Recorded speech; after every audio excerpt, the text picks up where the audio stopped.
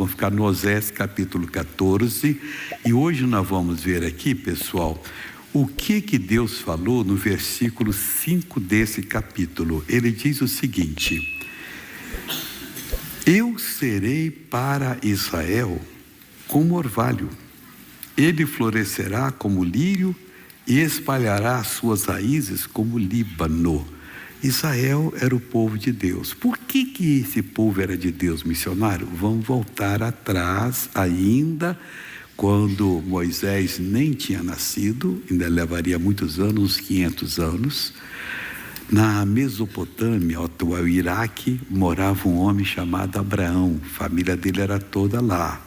Ele era um fazendeiro, um homem bem abastado, mas temente a Deus. E naquela época o pessoal só queria saber em buscar coisas do lado oculto, o ocultismo. E o Abraão era contra aquilo e buscava Deus. Aí um dia ele ouviu Deus falar com ele: sai da tua terra, do meio da tua parentela, e vai para a terra que eu te mostrarei. E ele obedeceu. Então depois Deus diz: eu vou abençoar você e os seus descendentes. Ele aos 100 anos foi pai, não conseguia, a mulher dele tinha problema, estava com 90, e ela engravidou e teve um neném. Esse rapaz chamava Isaac, que é riso, porque quando o anjo anunciou, ela riu. Aí depois ela pôs o nome dele de Riso, que ele anunciou que ela ia ser mãe. E ela disse: mas eu com quase 90 anos, está com essa história aí que não vou conseguir? Meu tempo já passou há muito tempo. Mas quando Deus fala, Deus faz. Aí nasceu o Riso. O Riso casou com a parenta deles, que também era estéril. Ele orou 20 anos. Deus, se eu estou aqui, foi por causa do Riso. Agora eu, Riso, quero ser pai, porque tinha que ser deles a geração justa. E ele estava buscando a Deus, ele não abriu mão da bênção. 20 anos, aí nasceram 2 filhos, Jacó e Esaú. O Jacó foi o que foi escolhido, e dele veio toda a descendência deles. Por isso é que eles eram o povo especial. Mas é gente de brio, gente que olhava só para Deus, gente que buscava Deus, e Deus prosperava. Às vezes a pessoa acha que para prosperar tem que fazer uns negócios meio escusos. Não faça isso. Aí você não vai prosperar, você vai se encrencar. Porque nessa vida você vai ter pesadelos, problemas sérios, e na eternidade você vai mais sofrer do que tudo. O nosso irmão ali, Jacó, lutou, os seus descendentes vieram, e um importante deles foi o rei Davi. O Davi veio dessa geração que veio depois de Jesus. Ele nasceu 3.000 anos atrás. E a bisavó do Davi nunca poderia entrar no templo do Senhor, porque ela era do país de Moabe, era uma moabita. Mas quando Deus faz a coisa, prepara tudo. Ela, uma discriminada, tornou-se bisavó do rei Davi. E continuando a geração de Davi, nasceu Jesus de Nazaré. Aí Jesus veio e abriu a porta para todo mundo. Hoje não importa se você é do sangue descendente de Abraão ou se é descendente de outro. O que importa é que você, ouvindo o evangelho, aceitando Jesus, você é aceito como filho de Deus.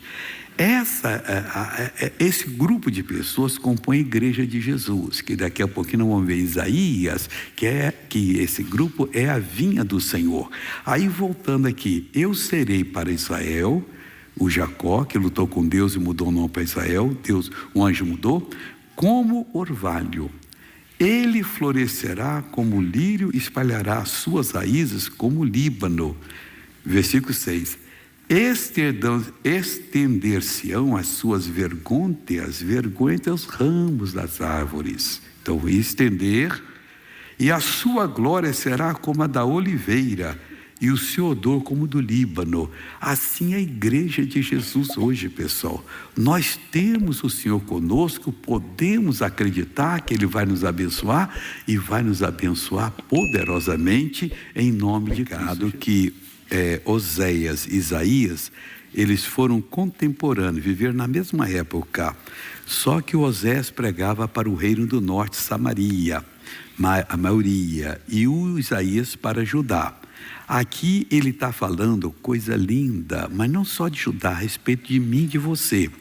Ele começa no capítulo 5, versículo 1, dizendo o seguinte: quem não tem Bíblia pode ler aqui no monitor. Agora cantarei ao meu amado o cântico do meu querido a respeito da sua vinha. Então ele tudo por profecia, porque Jesus, que era o amado, ainda viria 700 anos depois. Mas o Isaías, como profeta, ele teve a visão e ele explicou tudo para nós, como lição para nós.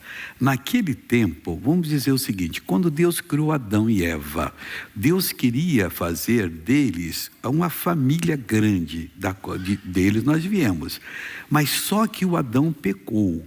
Conscientemente que Deus disse para ele: Adão, não coma do fruto daquela árvore, que o dia que você comer você vai morrer espiritualmente. A morte espiritual é a separação de Deus. Quando ele viu Eva comendo, ele pegou o fruto e comeu também. Aí pagou o preço. E nós sofremos tudo aquilo ali. Hoje não temos que condenar o Adão. Por quê? Porque Jesus é o segundo Adão. E veio e não fracassou. Jesus refez a obra, pagou o preço da queda de Adão. Hoje nós temos que olhar para a palavra, crer, ainda que o nosso caso seja impossível. Não acredite. Aquele que crê em Deus vai vencer. Você lute, esforce-se e você vencerá. Aí diz assim: o meu amado tem uma vinha em outeiro fértil. Deus é o Criador de tudo. Deus sabe todas as leis que existem no mundo, todas elas. E o que acontece? Ele então fica observando as pessoas. Se nós obedecemos a lei deles, nós vamos bem. Se não obedecemos, aí não iremos bem. Ele diz aqui que o amado colocou a vinha dele num outeiro. Outeiro é uma elevação, não muito íngreme, normal assim, e é ali que se planta a vinha. Por que não planta assim no plano missionário? Quando chove muito, estraga a vinha, que é muita água. Então Deus sabe de tudo. E ele disse que o outeiro era fértil para aquela plantação. Tem terreno que não serve para outra plantação. Você quer plantar amendoim? Tem que ser uma terra bem arenosa, porque ali na hora de colher, faz assim e ele sai. Você quer plantar mandioca? Não planta aquela terra que agarra tudo, não. Eu na minha casa, eu tinha um tempo uma plantação de mandioca. Quando eu tinha um pouquinho mais de tempo, eu ia lá e plantava. Então eu tinha que colher um pé, eu colhia, já plantava 4, que ela dá uma rama grande, eu cortava com a enxada mesmo ali, e eu fiz tipo assim, de um murundu de terra. E eu plantei o que ali? Plantei a mandioca, porque a terra não era muito fofa. Ali ela dava cada mandiocona que não é brincadeira. Eu pegava o pé, balançava sem tirar, vinha tudo agarrado. Quando é muito dura, você tem que cavucar a terra para tirar ela de dentro. E isso aí dava uma produção boa. Então o Senhor Jesus, quando fez o mundo, sabia: aqui eu vou dar o exemplo da minha vinha. Agora está falando no mundo espiritual. Nós fomos plantados, hoje nós somos a vinha de Jesus. Onde é a plantação dele, onde ele espera colher o fruto, o bom fruto, e nós não podemos fracassar, porque senão estaremos envergonhando o nosso Senhor. Aí diz assim: ele a cercou. A vinha tem que ser cercada, senão tem animais que vão fazer coisas terríveis lá. Isso, ele a cercou. E que mais que ele fez? Ele a limpou. Além de cercar, ele limpou a vinha. De quê? Das pedras. E a limpou das pedras. Que são pedras na nossa vida? São obstáculos como ódio, aquela falta de perdoar, aquele coração duro, que quando erra quer ser perdoado, mas quem errou com ele, vai ver, isso não presta. Coitado e coitada, vai passar a vida sem encontrar uma pessoa boa, porque todos nós temos defeitos. Quer dizer, uma hora não estamos bem, não agimos como deveríamos agir, mas aquela pessoa esquece disso. Ela, quando erra, não, Deus só me perdoa, eu pisei na bola aí, mas aí depois o outro não quer ajeitar. Ele limpou a gente das pedras e a plantou de excelentes vides. Meu irmãozinho, nós somos a vide plantada na videira do Senhor. Deixa eu falar bem claro para você, no pé do seu ouvido. Somos excelentes por causa dele. Porque Ele nos fez para ser da vinha do Senhor. Na verdade, Ele fez toda a humanidade. Mas tem gente que não quer. Tem gente que quer um ganho fácil. Tem gente que quer uma vida de perigo e outras coisas mais. Bom, não vou ficar falando dos defeitos das pessoas, vamos falar dos nossos. Mas Ele já limpou a gente, a vinha dele, onde Ele plantou a gente, e nós somos excelentes para Ele. E para eu produzir, só querer. Porque Ele vai mostrar para você o que você tem que fazer. Ele vai mostrar para você o que você precisa acreditar na palavra dele. Ela revelou, você pega aquilo ali, eu vou ser essa pessoa. Mas não do espírito de ganância. Tem pessoa que só pensa no cifrão, pessoal. Cifrão não é o fim da nossa vida. O fim da nossa vida é a salvação plena em Cristo Jesus, para nós podermos subir com Ele para o céu quando Ele voltar. Aí diz aqui a palavra do Senhor, de excelente vida, e edificou no meio dela uma torre. A torre é necessária, entre as coisas que a torre faz, se usa para poder amarrar as videiras, para poder ficar sempre olhando para o sol. Isso tudo produz. Aí ajuda na produção. E também construiu nela um lagar. Não faltou nada. O que é o lagar? É onde se esmaga a uva. A uva boa é aquela que é esmagada com os pés. Então ela vai correndo aquele riozinho de suco e dali se faz uma porção de coisas. E que mais? E esperava que desse uvas boas. A uva era excelente. O tempo era bom, o terreno era fértil, então Deus esperava colher uvas boas. E colheu? Não, ele se frustrou. O que diz aqui a Bíblia Sagrada aqui, olha? Mas deu uvas bravas. Aí quase que não tem jeito. Bom, então ele vai destruir essa videira? Não vai destruir coisa nenhuma. Lá no versículo 7 diz assim: porque a vinha do Senhor dos Exércitos é a casa de Israel. Naquele tempo, Jesus veio para a vinha dele, mas eles não receberam. E o que Jesus fez? Aí Jesus agora é nosso. Nós somos a vinha do Senhor. Você pode dizer, porque a vinha do Senhor é a igreja de Jesus. Que a Bíblia Sagrada sempre apontou para isso. E os homens de Judá são a planta das suas delícias. E nós somos as pessoas que ele considera como plantas das delícias dele. Você não sabe o que Deus programou para você. Ele disse através de Jeremias: eu sei os pensamentos que eu tenho a respeito de vocês, pensamentos bons, mas a gente é continuamente pensamento mau. Às vezes uma coisinha boba na casa de Deus faz com que a pessoa abandone a igreja. E abandone o marido, abandone a esposa. Coisa boba. Eu conheci uma moça que orei para ela casar, ela conseguiu casar. Mas estava 10 anos que não conseguia ninguém. Porque quando ela casou, um mês depois, o marido aprontou. E ela tomou, dizendo, vai embora agora, mas ficou... Olha, só não sabe como é que eu saí de casa. Eu peguei o carro, não sei como que tive um acidente. Eu estava a 1000 por hora, eu estava desesperada, porque eu não aguentei aquilo.